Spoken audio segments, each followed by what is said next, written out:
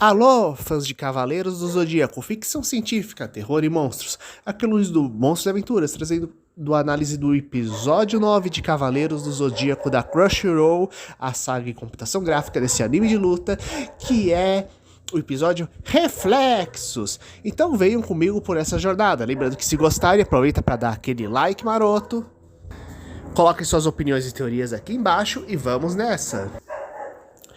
Primeiramente, o episódio na prática, apesar de ter dividido em 3 blocos, na verdade ele tem 2 histórias, uma menor que o encerramento da história anterior e outra maior, dessa vez com um núcleo bem diferente do tradicional de personagens, né, mas que muita gente aguardava, que é a saga para Star Hill, a Colina das Estrelas, finalmente ganhando destaque. Bem, começando o episódio, nós temos Seiya finalmente descobrindo qual é o grande poder do seu adversário, no caso, o Cavaleiro Esqueleto que encerra o episódio anterior, que no caso é ser um gigante, o que significa ele extremamente forte, resistente e pesado para você pegar e lidar como adversário, né? Então, lembrando uma coisa importante, essa história é 100% inédita, e se o outro capítulo anterior a gente tem ainda traços de certos combates, melhor, na verdade de um combate que o Shiryu chegou a enfrentar nos quadrinhos, quando ele chegou, teve que enfrentar uma série de desafios para consertar as armaduras sagradas. Aqui não, aqui realmente a gente tem material 100% inédito, apesar de certos aproveitamentos estéticos aqui. E aqui temos então o Seiya com suas habilidades, tendo que lidar com um adversário 10 vezes o tamanho dele, o que é bem interessante se a gente pensar que justamente ele inicia a história em Cavaleiros do Zodíaco dessa saga, tendo que lutar justamente com um adversário extremamente alto, né, grande, que é o Cassius, que inclusive retorna posteriormente como um Cavaleiro Negro para enfrentar o Seiya, né, tudo em pó, a busca da armadura sagrada de Pegasus, né? E aqui nós temos realmente um gigante mesmo, né? E quando o Seiya finalmente ele pega e ao invés de tentar pegar e simplesmente lutar como se fosse um adversário normal, ele ergue o gigante no ar e usa o turbilhão de Pegasus dele, pegando e realmente derrubando ele no chão.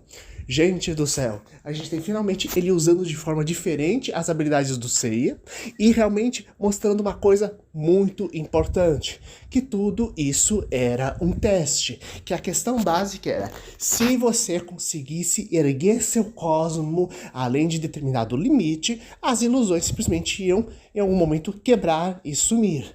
Vamos usar o termo ilusão de uma forma genérica, meio como tipo, porque o termo criações holográficas geradas pelo cosmo é um pouquinho complicado aí, né? E aí nós sabemos até onde eles estavam realmente enfrentando fantasmas de cavaleiros poderosos, cada um com seu poder diferente, né? Ou realmente isso tudo são projeções criadas pelo Cavaleiro Chakra de Virgem, né?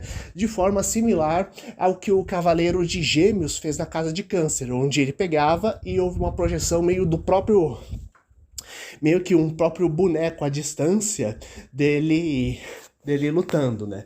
Então, teoricamente, está ainda dentro da lógica de Cavaleiros do Zodíaco, né? E essa questão do cosmo é interessante, porque temos que lembrar uma coisa importante.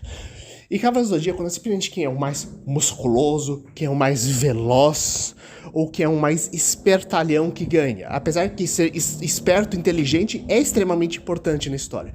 Mas sim, quem queimar mais seu cosmo. Sendo que esse cosmo, essa energia interior, lembrando que cosmos em grego significa tanto a questão do universo quanto da beleza intrínseca do próprio universo, então ele é perfeito para dar o nome do poder essencial dos cavaleiros nessa história. Ele é determinado não apenas pelo poder natural que cada cavaleiro tem e que ele simplesmente aprende a manipulá-lo e refiná-lo. Ele é ampliado de acordo com a determinação, com a força de vontade dos cavaleiros. Então, a capacidade de se concentrar e a capacidade de determinação dos cavaleiros aumenta progressivamente seu poder cósmico, independente de que cavaleiro seja, qual seja o seu grau.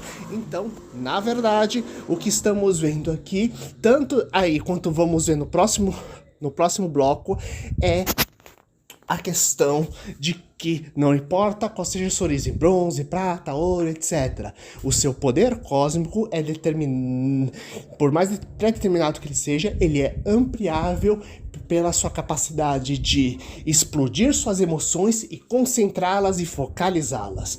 E aqui o que acontece para os cavaleiros conseguirem de bronze poderem pegar e superar justamente o desafio dos cavaleiros esqueletos. E quando chegamos em Star Hill, que agora é o grande bloco, em primeiro lugar, nós descobrimos porque justamente o Moody Ares foi chamado para guiar os cavaleiros. Porque ele, se ele era justamente um discípulo do Xion, que é o nome que descobrimos no último episódio. Descobrimos quem já acompanha a franquia, mas diga-se, tipo, quem acompanha diretamente a série 3D, mas temos que lembrar também que mesmo que acompanha quadrinhos, as animações antigas, tudo mais, que isso é uma série nova, então ela tem várias surpresas e alterações da história, então vamos prosseguir. Mas enfim, aqui temos que ver que, como ele era um discípulo diretamente do grande mestre, ele já tinha vindo uma vez para Star Hill, então ele tem algum grau de conhecimento de como funciona justamente o lugar. E quando vemos aquela barreira que a June bate e aquele relâmpago que quase acerta ela, quando ela tenta subir na marra, nós inclusive entendemos por que aquela região os Cavaleiros de Ouro estavam voando meio baixo para conseguir pegar e chegar lá perto da montanha. Então, lá dentro, nós vemos um local meio diferente, que é justamente o complexo subterrâneo que vai dar acesso ao, como diz o nome, Pico das Estrelas, ao topo, né? Então, enquanto as 12 casas estão sendo subidas pelos cavaleiros, aqui os nossos heróis, mais precisamente Moody Ares, Aldebaran de Touro, June de Camaleão e Marin de Águia, e aqui descobrimos que o Kiki, que é o discípulo do Mu, ele acabou indo com eles, desobedecendo as ordens dele, e eu acho que isso é mais uma indicação de que vamos ver um novo ataque contra a Athena nos próximos episódios mais pra frente, aproveitando que ela ficou descoberta lá.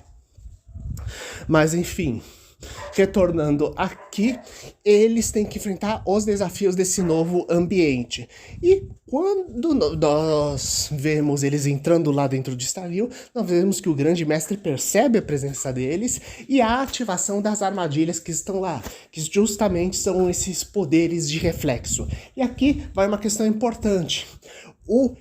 Justamente, reflexos do título, ele não apenas se refere à questão das próprias imagens espelhadas dos cavaleiros, as imagens, os reflexos desses espelhos mágicos que os cavaleiros vão ter que enfrentar nessa parte da história, mas também a questão dos reflexos de combate, que acabam sendo importantes de alguma forma aí, mas também as próprias reflexões internas que os cavaleiros acabam tendo que fazer, porque temos que lembrar que em todas as questões nós temos a determinação dos cavaleiros. E aqui, quando surgem as versões espelhadas, isto é, o cavaleiro de ouro falso de Touro, o cavaleiro de ouro falso de Ares, ambos não estão apenas atacando fisicamente, eles estão atacando mentalmente. Eles estão colocando todas as dúvidas e questionamentos que eles possuem internamente, os cavaleiros, para fora,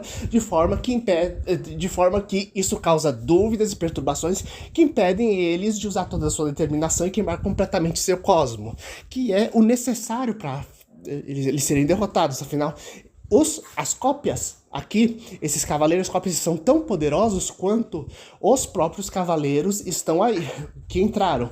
Então a única forma de derrotar eles é aumentar o poder, e a única forma de fazer isso é realmente ter a determinação que eu comentei do início logo no início da história aqui, sobre a questão do poder dos Cavaleiros do Zodíaco. Então é muito legal que essas duas histórias estejam, inclusive, sendo estruturadas em paralelo, né? Porque meio que temos quase que um conceito semelhante, só que aplicado de forma diferente, tanto para o desafio dos Cavaleiros de Bronze, quanto para esse grupo heterogêneo que estamos vendo aqui. Então, Mudiari, temos uma grande batalha telecinética, lembrando que com a telecinese dele, que inclusive ele deu aquele ataque inicial para os Cavaleiros de Bronze, e aqui vemos finalmente o ataque especial dele, que muita gente estava em dúvida não se aparecer aqui, que é o famoso Barreira de Cristal, melhor, Muralha de Cristal. E aqui nós vemos não apenas a forma dele, mas como vemos uma forma completamente nova, que não existe nem no anime, nem no mangá sobre isso. E a impressão que dá é que ele, apesar do uso normal do golpe ser justamente para defesa, é que essa forma de ataque talvez ele tenha criado nesse momento, considerando a surpresa do adversário dele, já que estamos falando de alguém que tem uma cópia de todas as memórias do Mudiares, né? Então a questão da criatividade e da inteligência também são fundamental aqui para você conseguir pegar e derrotar o seu adversário. Já o Aldebaran de Touro, ele consegue se manter firme para não ser derrubado. Inclusive é bem interessante que ele mantém um nível muito semelhante de força contra seu adversário, né? Enquanto a batalha do... Inclusive um paralelo muito legal, porque enquanto a batalha do Mu é telecinética e psíquica, aqui é uma batalha muito mais de força bruta, basicamente, né? E mesmo assim o Aldebaran consegue queimar toda a sua vontade para conseguir derrotar o adversário.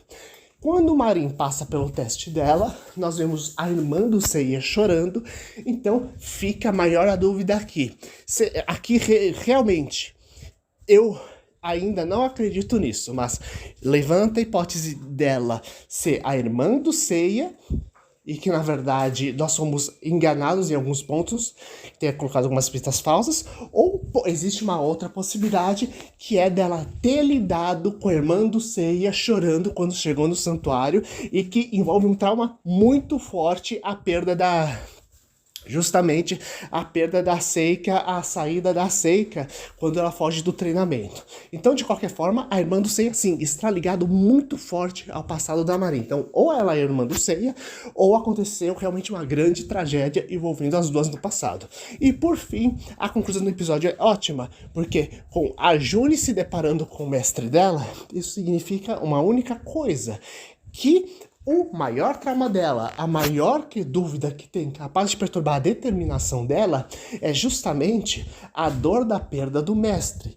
E lembrando uma coisa, se o mestre do Shiryu foi quase praticamente um pai substituto para ele, assim como foi para Shunrei, aqui, a impressão que ocorre a mesma coisa, considerando a devoção que ela tinha para o mestre. Então, considerando que até onde a gente sabemos, ela era uma órfã de rua como a Shun, e o mestre serviu justamente como se fosse um pai adotivo para ela, a questão é que ela tem o sofrimento da perda do pai e da única pessoa que tem, até onde a gente sabe, do tipo além da Shun, que realmente cuidou e tratou ela desde pequena, quando ela era abandonada nas ruas, basicamente, né? E aqui fica a dúvida, porque se essa é a imagem que surgiu, provavelmente vamos ter June de Camaleão tendo que enfrentar Dédalus e Cefreu no próximo episódio. Melhor, a imagem artificial criada justamente pelas armadilhas mágicas da montanha, que a gente já conhece os poderes do Dédalus, só que aqui finalmente vamos conhecer no próximo episódio os poderes da June de Camaleão, que quase nunca foram trabalhados em anime ou mangá. Temos apenas umas pinceladas das possibilidades, como o ataque de chicote dela, que já foi mostrado, mas nem sabemos como é que vai ser desenvolvido, mas realmente torçamos para o próximo episódio ser aquele onde a June vai brilhar. E antes de vocês saírem daqui, tem mais um detalhe. Já houve sim um enfrentamento do Seiya contra um gigante nos quadrinhos. E esse acontece em um gibi especial que ocorre muito tempo depois da saga, onde o Seiya, ele é o novo cavaleiro de Sagitário e ele tem que enfrentar um gigante que fugiu do inferno aproveitando o caos que teve durante uma batalha dos Cavaleiros do Zodíaco. Uma batalha curta, exclusiva do mangá, e realmente Eu fico feliz com essa batalha porque ela abre espaço para a gente ter batalhas contra outros gigantes no futuro, coisas que só ocorreram em alguns quadrinhos que fogem da saga tradicional e nunca em animação. E vocês? Qual a sua opinião aqui embaixo? Compartilhe com seus amigos para a gente aumentar esse debate e até o próximo vídeo.